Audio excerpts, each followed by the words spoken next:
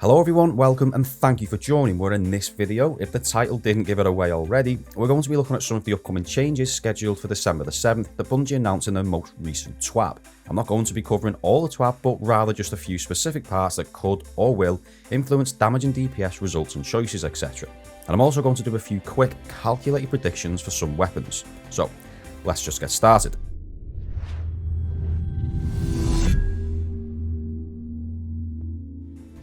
First up, it's the buff to linear fusion rifles, and the TWAB states, in Season 14 we bumped these up but believe that while their potential damage output competes numerically and they're extra hot right now because of the sweet particle deconstruction artifact mod, they can't compete with the ease of use of other damage options. Last time they got a precision damage buff, this time it's a flat damage buff, increased PvE damage by 10%. Now at the moment this might seem a bit crazy, linear fusion rifles are currently meta, but as Bungie have stated, this is only really because of particle deconstruction, which provides a huge 40% debuff and is going away the end of February, or we assume it will be. I haven't said it in a video, but I have touched on it in the comments section before.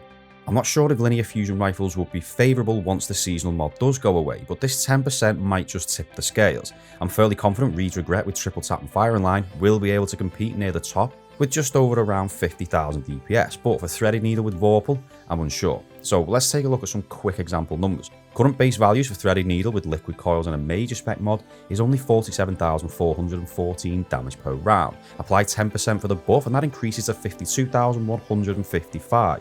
Now apply another 10% to that for Vorpal Weapon, remember it's getting nerfed, and we end up at 57,371 damage per round there. Assuming the same conditions as previous tests for this weapon, so 20 in reserves making total damage 1,147,419, and the time is based off of Clown cartridge, allowing you to empty all those rounds in 3 mags, again as tested this season but minus the opening burst from Cartesian, and it should take approximately 24.5 seconds. Now this will bring the average DPS to around 46,643, which isn't actually too bad, but it is a far cry from what we have now.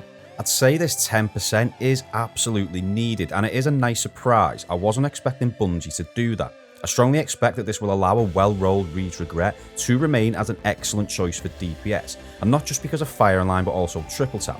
Threaded Needle and Vorpal, however, not so much. Still good, but likely not going to be great. Unless you want to start using one with Frenzy again in place of Vorpal, which is a 15% buff and will yield higher numbers. Following the order of the TWAB, and the next thing I want to talk about, which is the big one for me, Sleeper Simulant. And it's actually happening. Bungie are giving it 4 in the mag, which is massive. Here's what the TWAB said. The delta between Sleeper and the best legendary linear fusion rifle wasn't large enough to make this a compelling option. So while it benefits from the 10% damage buff above, really this time, we've given it some additional love. Increased magazine size from 3 to 4, increased PvE damage by 6%. So first, let's discuss that damage buff. What a very unexpected but nice to have, and making an educated guess here, that won't result in an overall 16% increase, and that's not because I think Bungie will get it wrong, but rather because I expect it to be 2 buffs compounded, that being 6% on top of the linear fusion rifle 10%.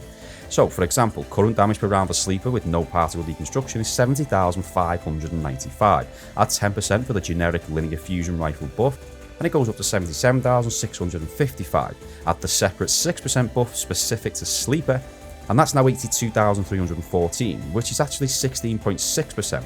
This is speculation, I could be completely wrong, and they tune Sleeper Simulant separately and give it an exact 16% increase. But I'm not going to spend any more time talking about a 0.6% difference because I want to talk instead about the juicy item, 4 in the mag.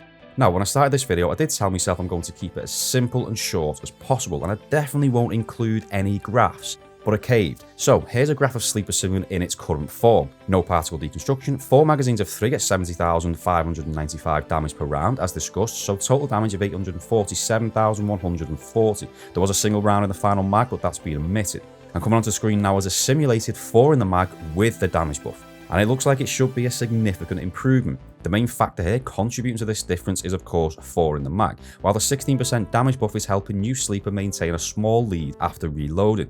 For anyone wondering, this was based on damage of 987,765, inflicted over approximately 17.8 to 9 seconds, which brought DPS to 55,244. Now, I'm not comparing it to anything else until the change has actually happened, but it looks promising and I am looking forward to it. So the next thing I want to talk about is Whisper of the Worm, and what the TWAB says for this is, the original DPS King has fallen out of favour, with the delay before damage buff kicking in making the weapon less usable in short damage phases, and optimal sustained damage requiring all critical hits but not sufficiently rewarding precision. Reduced delay on activated Whisper breathing from the catalyst from 2.1 seconds to 1.2. White nail magazine refill changed, was 3 from infantry, now it pulls 2 from infantry and 1 from thin air. Increased damage in PvE by 10%. So, I don't think Whisper was ever really that bad, it was just forgotten about. So if you could aim down sights ready for a damage phase, then its DPS was around 54,000. And even with the full delay to proc Whisper breathing, it was still around 46. I have tested both variants by the way, and I've put a link to that video in the description down below. Bungie were absolutely correct to shorten that delay before Whisper breathing procced. It was too long, and damage and DPS aside, made the weapon less useful in most situations, but that 10% damage buff is a little more than I would have expected. Again, this weapon wasn't actually that bad and did really good damage in DPS. For me, it was just the utility and the practicality that was ruined by a long delay. However, after these changes, my predictions are with the new Whisper breathing delay, average DPS will be very close to that of a buffed Sleeper Simulant with 4 in the mag. And if you can aim down sights early and be ready for a damage phase to start, I think this has the potential to get very close to 60,000 DPS, certainly the high end 50s. Damage scaling from Carl to a raid boss is different between weapon types, but I won't be surprised if this becomes one of the best single weapon options for damage and DPS. And of course, the change to White Nail is welcome. It won't improve DPS as such, but it can increase total damage if you have enough time to empty reserves. Another graph is coming onto screen now with a very rough estimation of how Whisper could perform compared to Sleeper Simulant. This is with the reduced delay, the 10% increase to damage making it around 45,022 per round and just for 18 rounds. So not a touch on Sleeper for burst DPS, but the lack of reloads means it can slowly pull things back. And now I want to talk quickly about D.A.R.C.I. So the TWAB for this states, this sniper rifle's damage has fallen behind as other options have been buffed, and its damage is dependent on crits, while also requiring 100% time on target, so we've improved its ease of use and bumped the damage up. Reduce flinch, coil and accuracy degradation by 50% while Personal Assistant is active. Personal Assistant now has a 1 second delay before deactivating when off target, originally it was instant, and increased damage in PvE by 20%.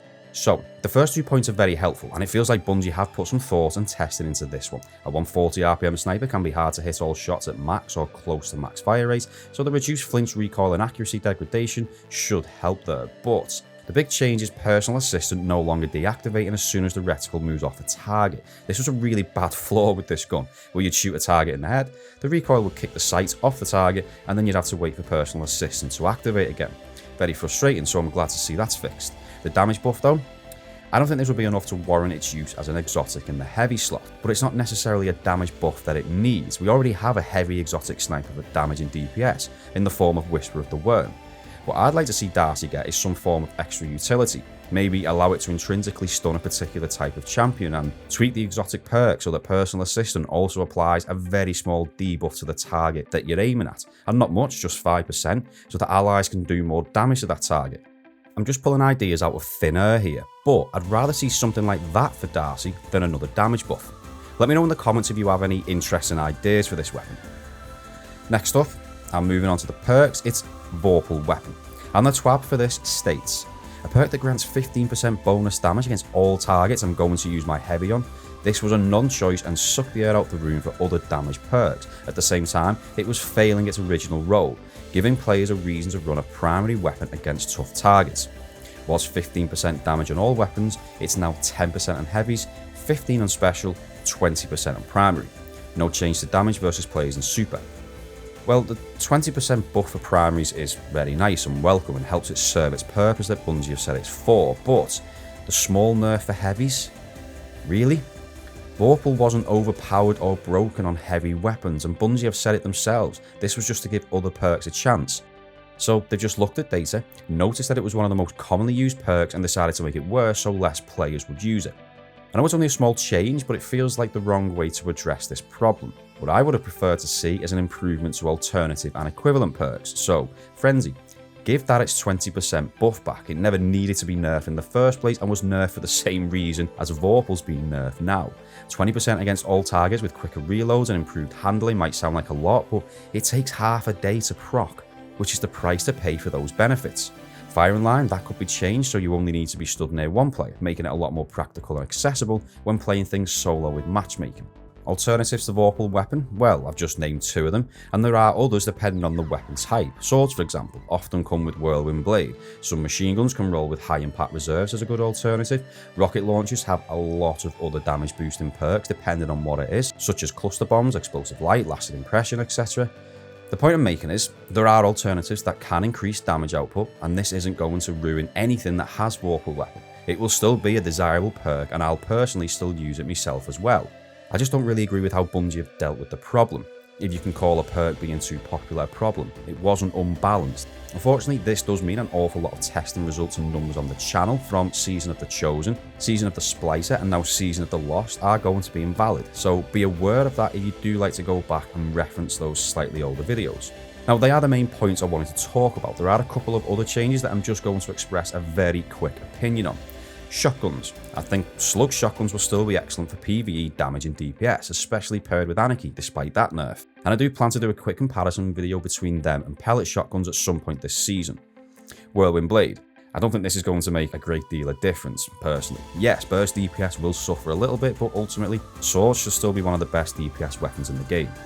Arbalest. Intrinsic anti-barrier. Yes, finally. Thank you, Bungie.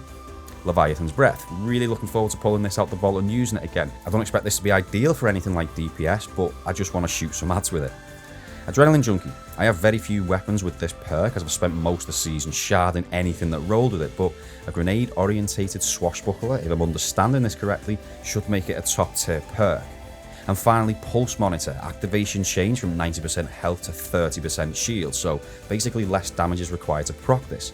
Could actually lead to some interesting DPS results when I next get around to testing grenade launchers. So that's all I really wanted to talk about. There are a lot of other points, but these were the main ones that stood out to me. I hope you did enjoy the first ever TWAB coverage on the channel. I will do it again the next time we get a TWAB as big as this one, but until then, that is all from me. Once again, I hope you enjoyed the video and found it interesting. If you did, don't forget to like and subscribe if you're not already, and give me any feedback in the comments down below. Thank you so much for watching. I'll see you next time.